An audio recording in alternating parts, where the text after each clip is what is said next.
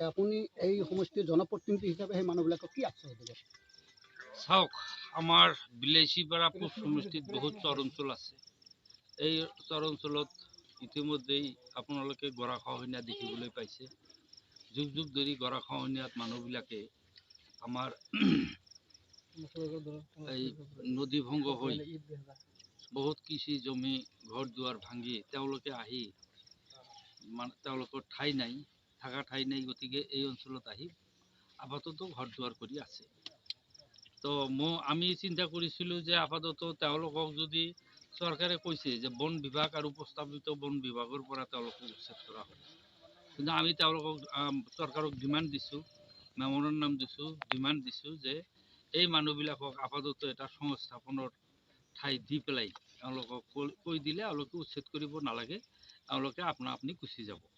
কিন্তু চৰকাৰে সেইবিলাক ব্যৱস্থা নকৰি কেৱল নোটিছ দি আছে আৰু উচ্ছেদ কৰি আছে। তেওঁলোক ক'ত যাব এতিয়া?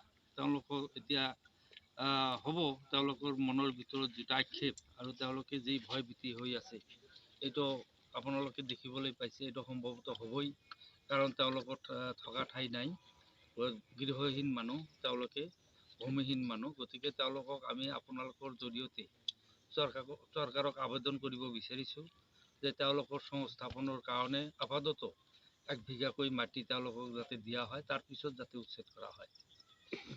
আৰু এই টিলাপাৰা পঞ্চায়তখন বিগত সময়ছোৱাত মানে বহুতো ডেভেলপমেণ্টৰ পৰা পিছ পৰি আছে। আপুনি যিহেতু জনপ্ৰতিনিধি এৰিয়ালি মানে হৈছে, এই ক্ষেত্ৰত আপোনালোকে কি ভূমিকা ল'ব পিছপৰা টিলাপাৰা জিপিৰ হৈ? ইমান দিনে পঞ্চায়তী ৰাজ আপোনালোকে দেখিবলৈ পাইছে যে আমাৰ বিলাচীপাৰাত 22টা জিপি আছে। এই 22টা জিপিত কোনো কামেই কৰিব দিয়া হোৱা নাই। বিধায়কে তেওঁলোকক ইমান দিনে কাম কৰিব দিয়া নাই।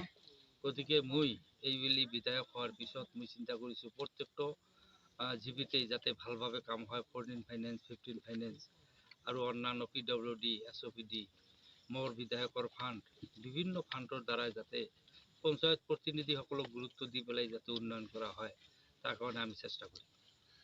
আজি বাজেট অধিৱেশন শেষ পালে, বিলাচীপাৰা পূব সমষ্টিৰ কাৰণে আপোনাৰ বিধায়কৰ ফালৰ পৰা কি কিবা আবেদন জনাইছে? এই বাজেটত আমি বহুত উত্থাপন কৰিছোঁ। গৰাখহনীয়া প্ৰতিৰোধ, আমাৰ স্বাস্থ্য বিভাগ যাতে ডেভেলপ কৰা হয়। প্ৰতিটো আমাৰ ইয়াত 42টা চাব চেণ্টাৰ আছে, SHC আছে, CHC আছে, PHC আছে, RPHC আছে। এইবিলাকত কোনো ডক্টৰ নাই, কোনো ধৰণৰ নাৰ্ছ নাই, কোনো ঔষধ পাতিৰ ব্যৱস্থা নাই। প্ৰত্যেকটো ঠাইতে যাতে ভালভাৱে ঔষধ পাতি, ডক্টৰ, নাৰ্ছৰ ব্যৱস্থা কৰা হয়, তাৰ কাৰণে ডিমাণ্ড দিয়া হৈছে। আৰু আমাৰ এই অঞ্চলত যিবিলাক গৰাখহনীয়া আছে, প্ৰত্যেকটো গৰাখহনীয়া যাতে ভালভাৱে প্ৰতিৰোধ কৰাৰ ব্যৱস্থা কৰা হয়, মথাউৰি বলৰাট ব্ৰিচিং কৰা হয়, তাৰ কাৰণে আমি ডিমাণ্ড দিয়া হৈছে। শিক্ষাৰ ক্ষেত্ৰতো আমি ডিমাণ্ড দিছোঁ, আমাৰ এই অঞ্চলত শিক্ষা যাতে ভালভাৱে কৰা হয়। এতিয়া আপোনালোকে COVID-19ৰ কাৰণে দেখাই পাইছে যে শিক্ষা দীক্ষাৰ ক্ষেত্ৰত প্ৰতিটো ঠাইতে এতিয়া পিছ পৰি গৈ আছে।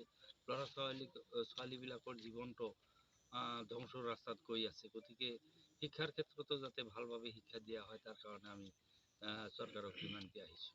ছাৰ, পঞ্চায়তৰ যিবিলাক MGNৰেগাৰ কামৰ বহুত দুৰ্নীতি আমি দেখা পাই আছোঁ। সেই দুৰ্নীতি ৰোধ কৰাৰ কাৰণে আপুনি কি? ইমান দিনে MGNৰেগাৰ কামত বহুত দুৰ্নীতি হোৱা বুলি আমিও শুনিছোঁ।